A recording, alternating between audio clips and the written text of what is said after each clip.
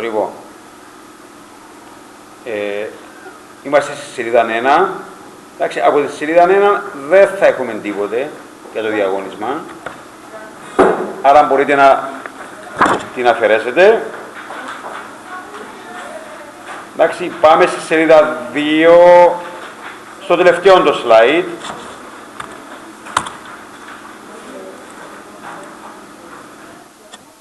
Όχι, περίμενε.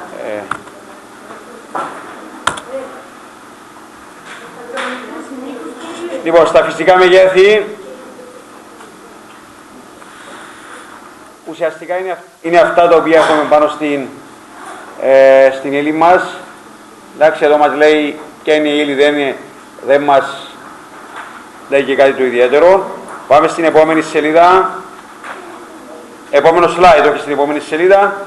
Μονάδες μήκους. Και να μας επαναλάβει ποιες ομάδες μήκους χρησιμοποιούμε εδώ. Ωραία, με τη σειρά μεγέθους είναι αυτές εδώ οι μονάδες. Αυτές εδώ είχαμε χρησιμοποιήσει. Λοιπόν, και απαντούμε και στο ερώτημα γιατί να έχουμε τόσες μονάδες μέτρησης. Ήταν ανάγκη να έχουμε τόσες μεγάλες μέτρησης και η απάντηση ποια είναι? Χρησιμοποιούμε και την ανάλογη μονάδα. Εντάξει. Προχωρούμε, πηγαίνουμε στο επόμενο slide. Στο χρόνο. Έτσι. Τα σύμβολα του χρόνου να τα θυμούμαστε, ότι είναι το T. Λοιπόν, οι μονάδες τις οποίες έχουμε αναφέρει με τη σειρά μεγέθους είναι αυτές που φαίνονται εδώ. Δευτερόλεπτο, λεπτό και ώρα. Και να ξέρουμε κάθε μεγαλύτερη η μονάδα πόσες αντίστοιχες πιο μικρές είναι. Εντάξει, όπως το λεπτό έχει 60 δευτερόλεπτα, η ώρα έχει 60 λεπτά, άρα 60 επί 60 δευτερόλεπτα. Λοιπόν, όργανα, να θυμούμαστε. Συγγνώμη. Είναι τα χρονόμετρα και τα ρολόγια.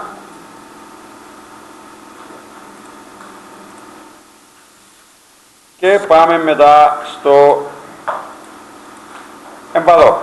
Έτσι. Ποιες είναι οι μονάδες μέτρησης του εμπαδού? Ωραία.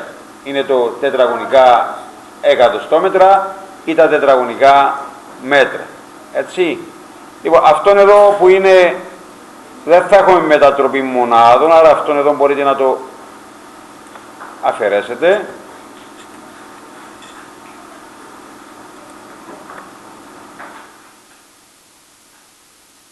Λοιπόν, τον τύπο του εμπαδού, το ξέρετε νομίζω και από το δημοτικό τώρα εδώ. Το σύμβολο του εμπαδού, A, από τη λέξη area, το εμπαδό μήκος επιπλάτος. Εντάξει, και αν έχουμε αυτό το παράδειγμα εδώ, η απάντηση είναι ποιο είναι το εμπαδό εδώ αυτού του ορθογωνίου? Τι πράγμα?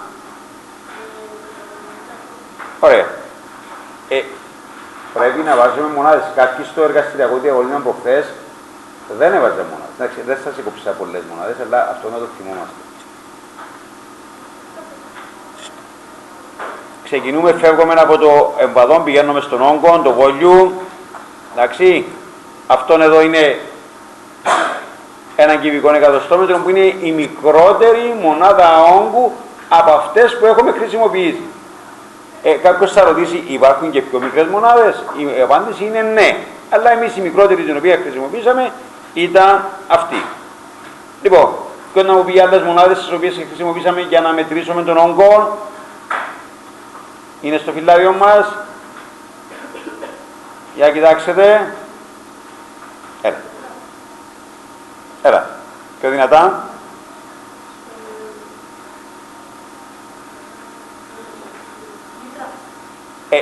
Σωστό. Το λίτρα όμως, περισσότερο το λίτρα χρησιμοποιείται για ποια υλικά, τα λίτρα. Για τα υγρά, έτσι. Χρησιμοποιείται για τα υγρά. Όμως έχουμε πει ότι ένα λίτρο πόσα κυβικά εκατοστόμετρα έχει, έτσι, είναι 1000 και ένα λίτρο είπαμε όχι, έχει και 1000 τι άλλο. ml, έτσι. Είναι 1000 ml. Ωραία.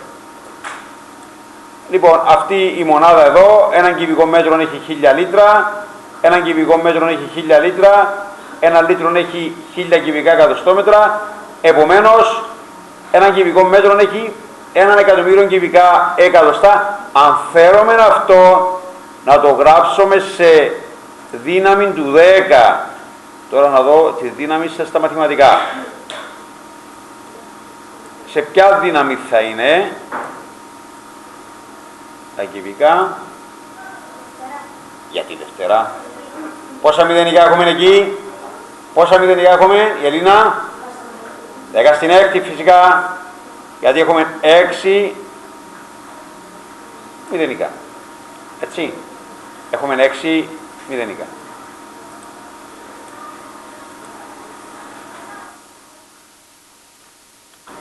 Έξι μηδενικά. Εντάξει, προχωρούμε τώρα στην επόμενη σελίδα, πώς μετρούμε τον όγκο. Είναι από αυτά τα που έχετε χρησιμοποιήσει στο εργαστήριο σας, έτσι. Έτσι, το μήκος, πλάτος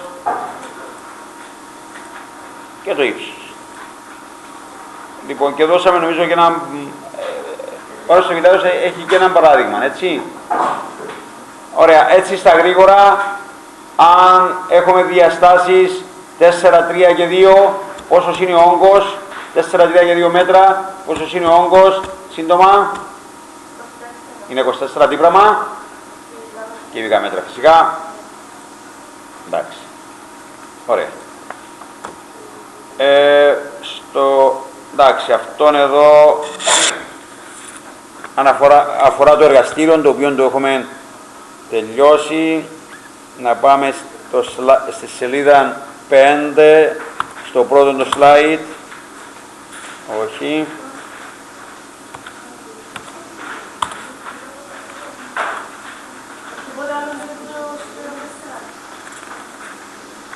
Τίποτε. Λοιπόν, πάμε στη μάζα.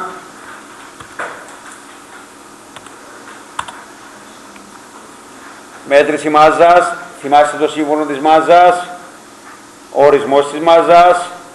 Και να μας τον επαναλάβει τον ορισμό της μάζας.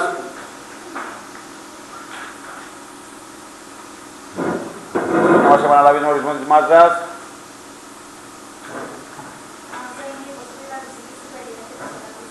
Ωραία. Η ποσότητα της ύλης ή ο αριθμός των μορίων ή των ατόμων. Βεβαιότατα. Βεβαιότατα.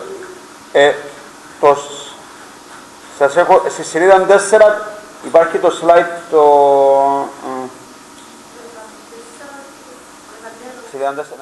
σελίδα 4. Το slide το δεύτερο, το τρίτο, εντάξει, είναι μια μέθοδος την οποία χρησιμοποιήσαμε στο εργαστήριο, δεν λέει και κάτι, και αυτό να στο αφήσουμε. Λοιπόν, πάμε μετά. Όργανα μέτρησης της μάζας. Έτσι, ο ζυγός ο κανονικός, ο κλασσικός ο ζυγός, αυτός που φαίνεται στην εικόνα, η ηλεκτρονική τσιγαριά. Οι αντίστοιχες μονάδες, ποιες είναι οι μονάδες με τις οποίες μετρούμε τη μάζα, ο Αντώνης? Χιλιόγραμμων και γραμμάριων, και να ξέρουμε τη συσχέτιση αυτών των δύο μονάδων, ότι ένα χιλιόγραμμο είναι 1000 γραμμάρια. Εντάξει, ωραία.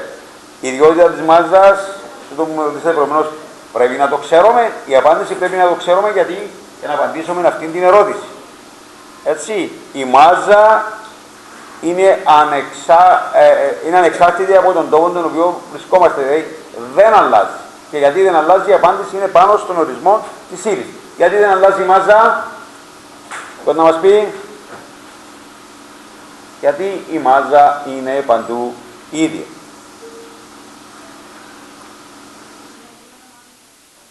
Είναι η ποσότητα της ύλης. Όπου και αν πάμε η ποσότητα της ύλης θα αλλάξει.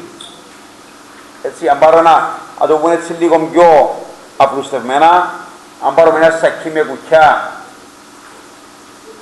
όπου και αν το πάρουμε, ακόμα και στη σιρήνη να το πάρουμε, όσα κουκιά έχει μέσα θα αλλάξουν η ποσότητα τους. Το ίδιο είναι και εδώ. Ωραία. Είναι παντού ίδιο.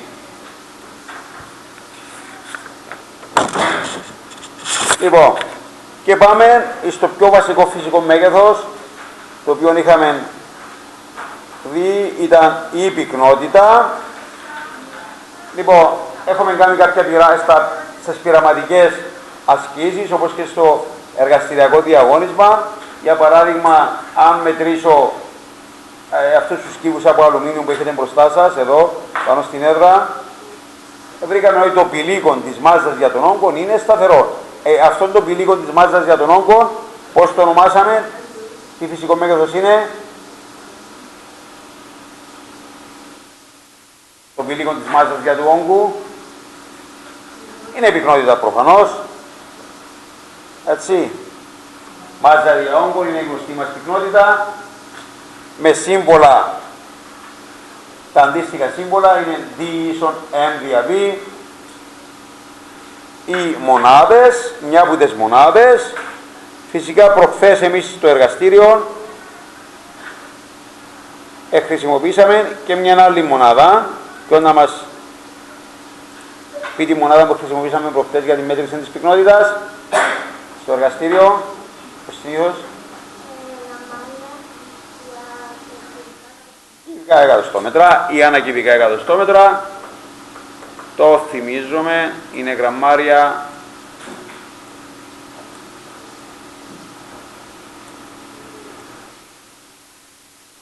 ή ακυβικά εκατοστόμετρα. Εντάξει. Ωραία.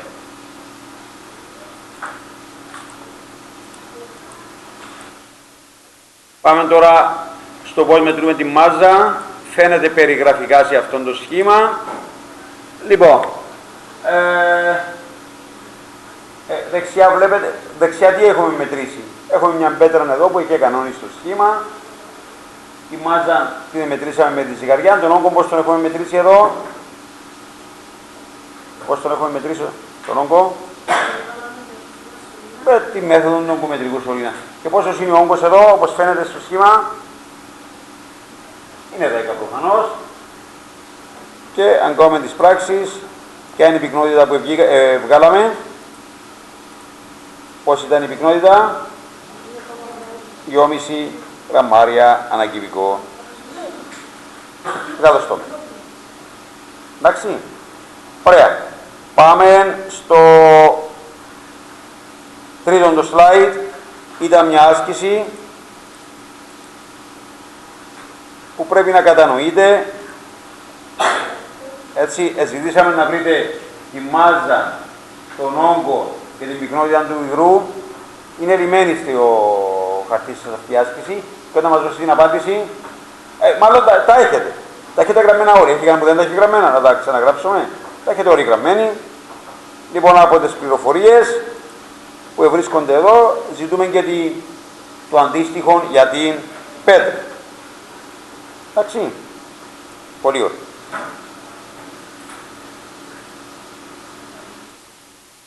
Λοιπόν, μια άσκηση η οποία υπάρχει εδώ. Ωραία. Πόσο βρήκαμε την πυκνότητα του μπλοκ του 1?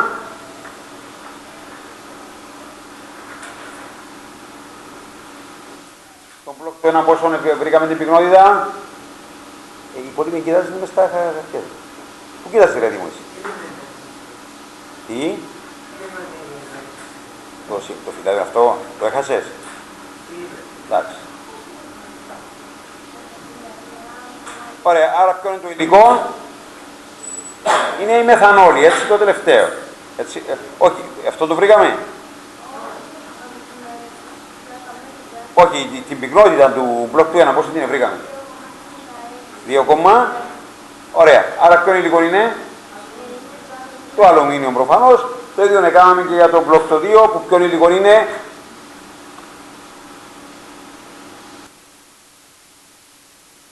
Το λοιπόν. Έχει λήξει και αυτή η άσκηση. Πηγαίνουμε στο επόμενη σελίδα. Το πρώτο το slide. Ωραία. Σας δείτε αυτός ο πίνακας. Ερώτηση γενικού τύπου. Είναι απαραίτητο τα στερεά να έχουν μεγαλύτερη πυκνότητα από τα υγρά? Χριστίνα? Όχι. Αυτή να δώσετε ένα παράδειγμα. Ποιο είναι το παράδειγμα το οποίο φαίνεται ότι τα υγρά απαραίτητα μάλλον τα στερεά δεν έχουν απαραίτητα μεγαλύτερη πυκνότητα? Ο πάγος με το νερό. Όπου ο πάγος βλέπετε. Ένα λεπτό να αλλάξουμε λίγο την. Ωραία. Ο πάγος βλέπετε ότι έχει. Πώς είναι η πυκνότητα του? Λοιπόν, ο πάγος είναι 8,92 και το νερό είναι 1. Επομένως η απάντηση είναι όχι. Επίσης υπάρχει και εδώ και έναν άλλο υγρό με μεγάλη πυκνότητα. Ποιο είναι αυτό το υγρό? Είναι ο υδράγιος. Έτσι, που η πυκνότητα του είναι 13,6 γραμμάρια ανά κυβικά εκατοστόμετρα, που είναι σε σχέση με το νερό 13,5 φορές. Όχι, θα δίνονται σε πίνακα, δεν θα ξέρετε τίποτα. Δεν θα ξέρετε τίποτε. Ωραία. Τι είναι θεμελιώδη και τι είναι παράγωγα μεγέθη? Εντάξει, ο κατάλογος των θεμελιωδών είναι αυτός εδώ. Όμως, μέχρι στιγμής, αυτά εδώ δεν τα έκαναμε, άρα να θυμάστε μόνο τα τρία πρώτα. Θα θυμάστε μόνο τα τρία πρώτα. Και τα παράγωγα, θέλω να μου πει κάποιος γιατί ο όγκος είναι παράγωγο, από ποια φυσικά μεγέθη παράγεται, από ποια ή από ποιο. Για να πάμε στον πρώτο πίνακα και να δούμε από ποια μεγέθη παράγεται. Το δούμε. Η πυκνότητα. Ο όγκος όμως δεν είναι θεμελιώδης. Από πού παράγεται? Χρυσά, Μάλιστα και τι άλλο?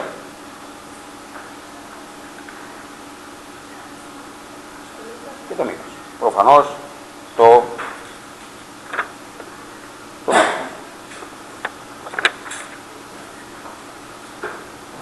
εντάξει. Κάπου στη σελίδα 6 έβαλαμε την άσκηση την προηγούμενη, έτσι, κατά λάθος την τυπώσαμε 2 φορές. Εντάξει, έχουμε κάποιες ασκήσεις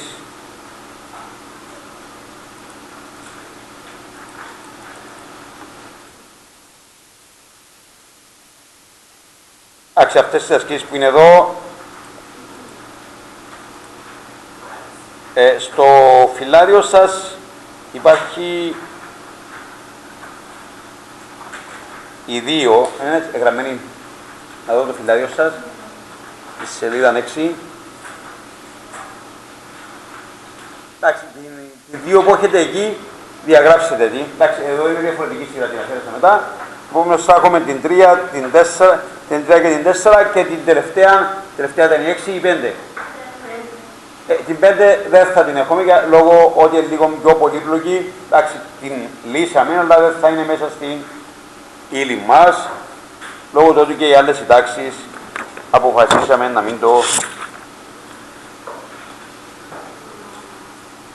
Νομίζω οι ασκήσεις επαναλαμβάνονται στη σελίδα 7.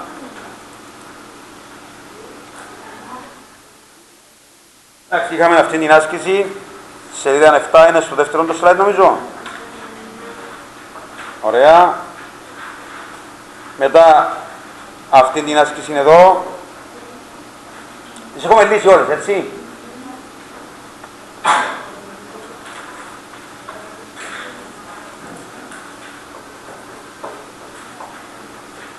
Και αυτή την άσκηση είναι σελίδα 7, το slide το 2. Όχι, είναι το 4 νομίζω, έτσι. Σελίδα 7, αυτή είναι το τέταρτο στη σειρά slide. Συμφωνούμε? Ωραία.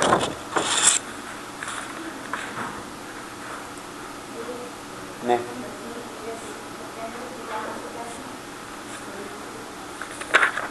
Την 5, ναι. Λοιπόν, πάμε στην τελευταία σελίδα. Λοιπόν, αυτό είναι το μοναδικό πράγμα που μπορείτε να το έχετε πάνω σε ένα χαρτάκι. Στο τριγωνάκι. Έτσι. Μαζί με τις σημειώσεις τις οποίες έχουμε γράψει πάνω, είναι ο τρόπος στον οποίο διαχειριζόμαστε τον τύπο της πυκνότητας ανάλογα με το τι ζητάμε. Εντάξει.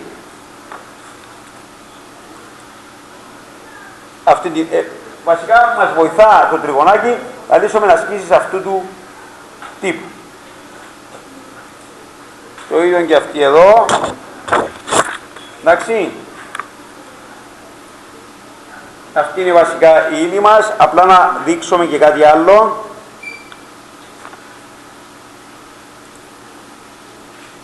Ένα λεπτάκι.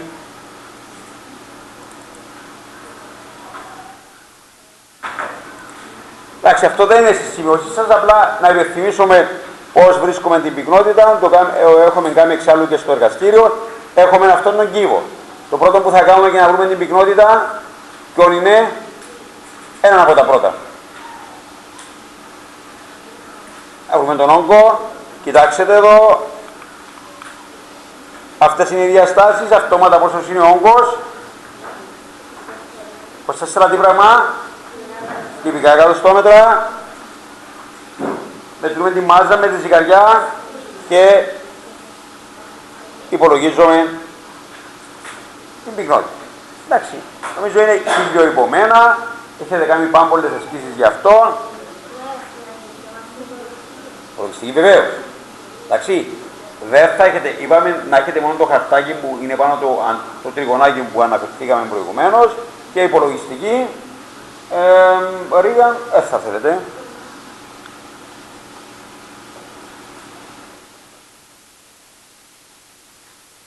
Ωραία. Να δούμε και την περίπτωση του όγκου με το ακανόνιστο το σχήμα. Θυμάστε τη διαδικασία και όταν δεν μας την επαναλάβει, αν σας δώσω μια πέτρα και θέλω να βρω την πυκνότητα των όγκων της καταρχήν. Τι κάνω? Βάζουμε νερό. Έτσι. Όσον θέλουμε. Δεν χρειάζεται να βάλουμε νερό να το μετρήσουμε. Εδώ για λόγους πρακτικής ευκολίας έβαλαμε στρογγυλών αριθμό 50, αφήσαμε την πέτρα να πέσει μέσα, ανέβηκε η υψομετρική στάθμη, πόσος είναι ο όγκος αυτού της πέτρας, είναι 30.